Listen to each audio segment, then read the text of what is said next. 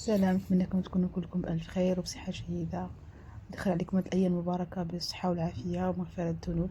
كيف ما كتشوفوا في الفيديو ديالنا اليوم عندنا البهلة. الوصفة ديال البهلة اللي سبق لي قدمت لكم. وصفتنا ديال اليوم غتكون البهلة بلا زبدة، غير بالزيت. غنضيفوا عليها مكون جديد اللي يعطيها واحد النكهة جديدة وحلة جديدة ديال البهلة ديالنا في هذا العيد. هي زبدة السبيكيلوس اللي كتعطيها واحد المذاق زوين وكتجي لذيذة بزاف. بقاو معنا حتى الاخر باش تشوفوا المقادير وطريقة التحضير.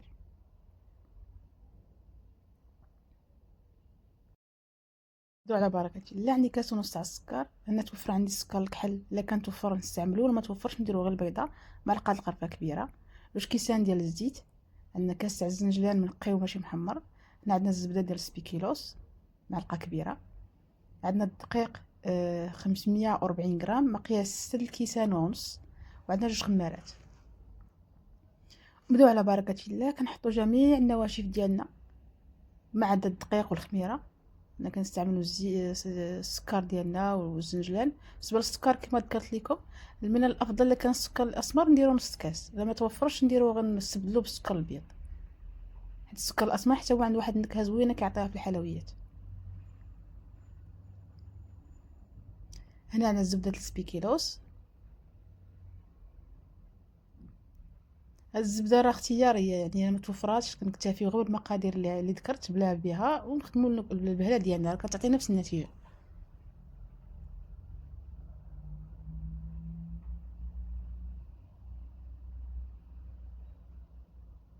ونطحيو كنمعكو هاد الشيء مزيان باش يتمزجوا مع بعضياتهم. ما عندناش شي حاجه اللي غدوب لينا السكر، غير الزيت. كنحكوها مزيان بيدينا باش نذوبوا ديك المقادير، الزيت ديالنا والسكر يتماشاو مع بعضياتهم. كيف ما كتشوفوا راه كندلكها مزيان بيديا باش السكر يذوب، ديك المقادير كامله تتمزج مع بعضياتها.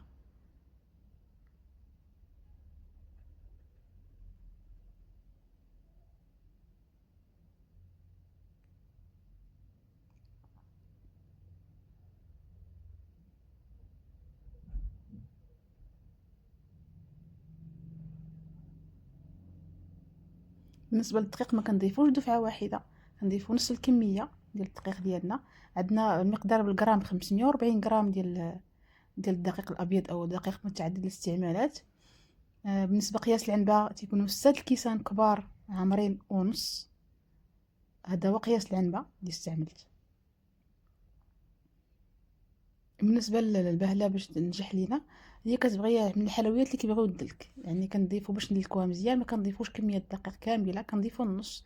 كندلكو مزيان عاد كنضيفو النص الباقي. وكنغربلو الدقيق ديالنا بطبيعه الحال، خص يكون الدقيق مغربل.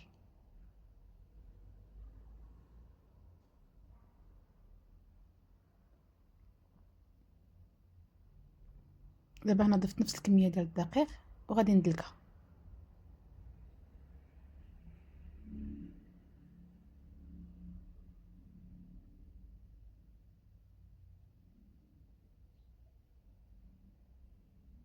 هنا كنضيف واحد الكميه متبقيه وكنزيد ندلك عاوتاني. هنا الدقيق دفعته، هنا الدقيق ضفتو على 3 مراحل، على 3 الدقيق درتو على 3 دفعات. في كل مره كنزيد الدقيق كندلك. هنا غادي نضيف الكميه المتبقيه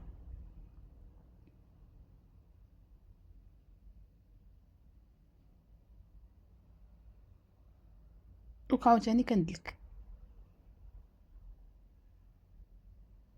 كما كتشوفوا في الدليك ديالها راه كندلكها غير بهاد الطريقه وبالكف ديال اليد.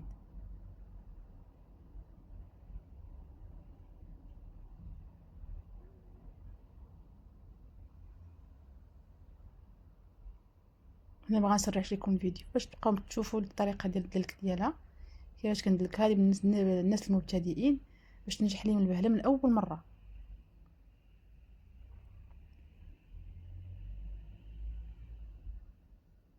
كنديوها ونجيبوها وندلكوها مزيان.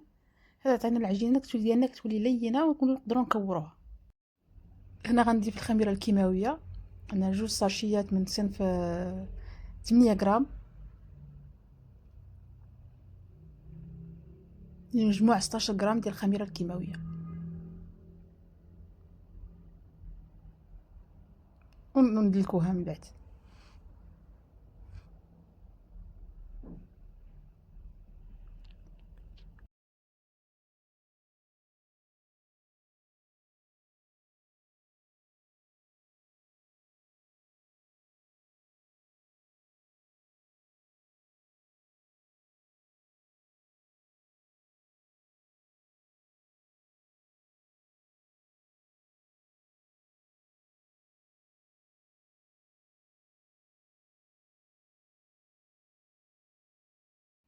هنا في هاد المرحله العجينه ديالنا راه تماسكات مزيان، نقدو نكوروها كنجمعوها.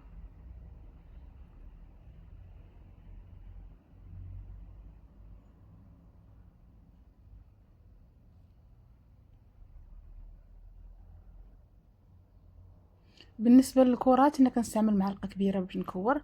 هاد المعلقه الكبيره بالنسبه للغرام كتعطينا مقياس ما بين 30 حتى 32 غرام، ما بين 30 حتى 32 غرام. انا كنستعمل هاد الطريقه بالنسبه للناس نوريهم اللي ما عندهمش الميزان كيفاش يكوروا البهله بطريقه متناسقه وتكون حجم واحد. هنا غادي نعبر في الميزان باش نقول لكم باش نقول لكم بالتدقيق القياس ديالها اللي هو ما بين 30 حتى 32 غرام. نحطوها في اللاطه ماشي ملاصقه مع بعضياتها، كنحطوها شويه متباعده لان من بعد غادي تشقق. كنشعلوا الفران مزيان يكون سخن مزيان بالنسبه للخبيز ديالها.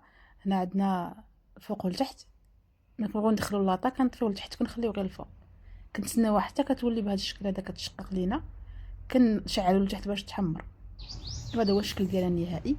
انا كنبغي البهله تكون محمره ما كنبغيهاش تكون بيضاء. هذا هو شكلها النهائي ما شاء الله، راه كتجي مشقه وكتجي واحد الرائحه ديال الحلوه ديالها ديال السبيكيلو، تعطي واحد النكهه جديده ورائحه جديده. كنتسناوها حتى كتبرد مزيان عاد كنستفوها. وهذا هو شكلها النهائي، ونتمنى هذه الوصفه تعجبكم وتستافدوا منها. ابقى معنا ان شاء الله الفيديوهات المقبله لتحضيرات العيد، والى اللقاء.